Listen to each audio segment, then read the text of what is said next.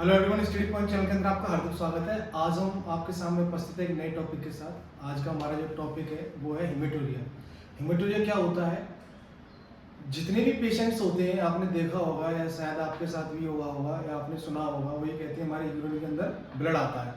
तो उस कंडीशन में क्या होता है, वो डॉक्टर के पास जाते हैं। जब भी किसी पेशेंट के यूरिन के अंदर ब्लड आए तो उसको हम हेमेटूरिया के नाम से जाना जाता है। जब भी स्वाभाविक सी बात है, किसी पेशेंट के यूरिन में ब्लड आ रहा है तो ब्लड के कारण उसके यूरिन का जो कलर होता है वो रेड हो जाता है, ठीक है।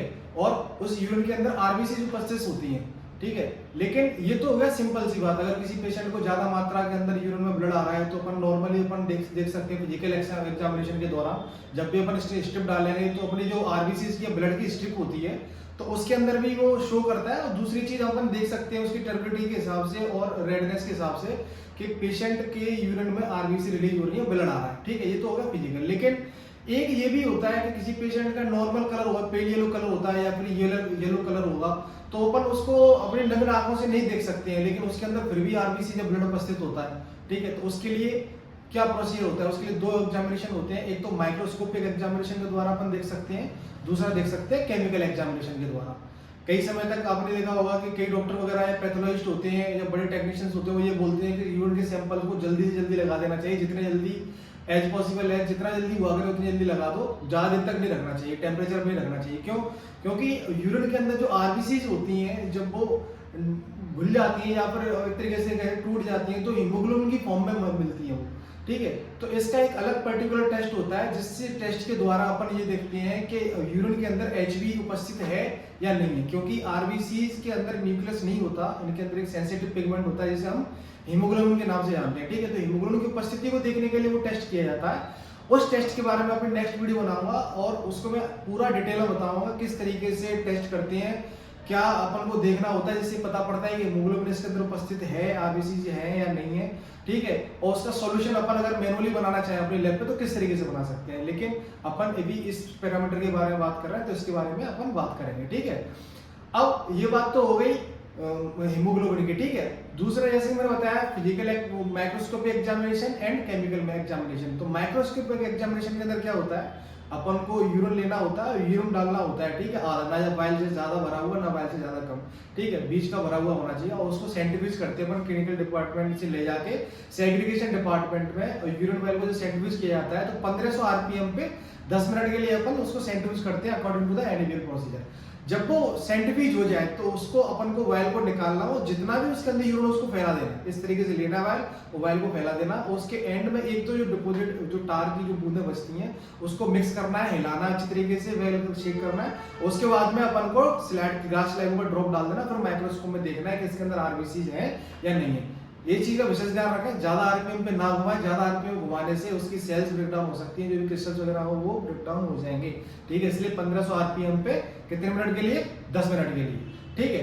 अब ये बात होगी। अब दो चीजें और होती हैं जो ये देखने वाली होती है कि अपन को कैसे पता पड़ेगा कि अपना यूरिनरी ब्लैडर से ये ब्लड आ रहा है या नॉर्मली यूरिन अपने जो अपना यूरिनरी मार्ग होता है उससे आ रहा है, ठीक है।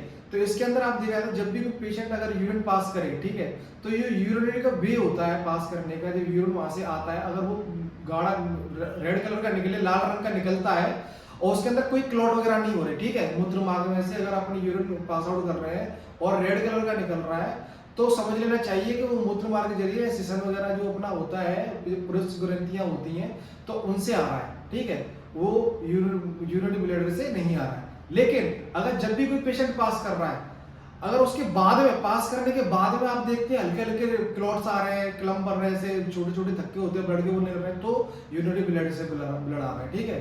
अगर पहले में अगर लाल रंग निकल रहा है तो वो ब्लैडर से नहीं आ रहा है, वो आपके सिस्टम में या मूत्र मार्गों की चोट वगैरह लगी है, उस कारणवश आपको पेन हो सकता है, जलन हो सकती है, ठीक है। अगर बाद में आ रहा है तो यूरिनरी ब्लैडर के द्वारा आ रहा है, ठीक है। तो ये बात यहाँ क्लियर होगी। अब अपन जानते हैं कि किन कारण या किन परिस्थितियों के अंदर ये होता है। जैसे कि आपने किसी पेशेंट को सिस्टिस है, ठीक है, या फिर उसको किडनी के अंदर कोई दिक्कत है या किडनी फेलियर है या फिर किडनी के अंदर किसी प्रकार की सिस्ट है, किडनी कैंसर है, या फिर किडनी के अंदर वो पथरी वगैरह है, या फिर उसको जो मूत्र मार्ग वगैरह है उसमें चोट लगी है, इन कंडीशनों के अंदर ये चीजें देखी जाती हैं। इनके अलावा अपन जो देखा जाता है वो देखा जाता है टीबी के अंदर भी देखा जाता है, ठीक है। टीबी के केस में क्या देखा जाता है कि यूरिन के द्वारा ब्लड निकलता है, ठीक है। इसके अलावा आप देख सकते हैं जेनिटो यूरिनरी ट्यूमर्स के अंदर, ठीक है। उसके अलावा पॉलीअर्थराइटिस के अंदर, ल्यूपरमेटोइरेथ्रोसिस के अंदर आप देख सकते हैं, मैगलेंट हाइपरटेंशन के अंदर देख सकते हैं आप इसको, ठीक है। इसके अलावा हेमोलाइटिक ट्रांसफ्यूजन रिएक्शन के अंदर आप देख सकते हो इसको, एक्यूट एंड क्रोनिक ग्रेन्युलोनेफ्रोसिस के अंदर इसको आप देख सकते हो, ठीक है। ट्यूबरकुलोसिस पोलियो नेफ्रोसिस के अंदर भी इसको देखा जा सकता है। उसके साथ साथ 2-3 मेडिसिन ऐसी होती हैं जिनका सेवन करने से अपना क्या होता है कि यूरिन के अंदर ब्लड आ सकता है। वो कौन सी होती हैं? सल्फा ड्रग्स, कार्बन टेट्राक्लोराइड और डाइकोमेलन जो मेडिसिन होती है, इनका सेवन करने से भी अपना यूरिन के अंदर दिक्कत प्रवृत्ति पैदा हो सकती है, ठीक है। अब अपनी नेक्स्ट वीडियो के अंदर मैं एक तो माइक्रोस्कोपी एग्जामिनेशन के द्वारा आपको दिखाऊंगा कि आरबीसी सेल जो होती है यूरिन के अंदर कैसे दिखती है यूरिन माइक्रोस्कोपी के अंदर, और जो मैंने हीमोग्लोबिन का बताया था आपको कि हीमोग्लोबिन कैसे चेक करते हैं यूरिन के अंदर, उसका क्या प्रोसीजर होता है, वो वीडियो भी मैं अपनी बनाऊंगा। अगर आपको ये वीडियो अच्छी लगी तो मेरे चैनल को लाइक करें, शेयर करें, सब्सक्राइब करें। आपका दिन शुभ हो। Thank you.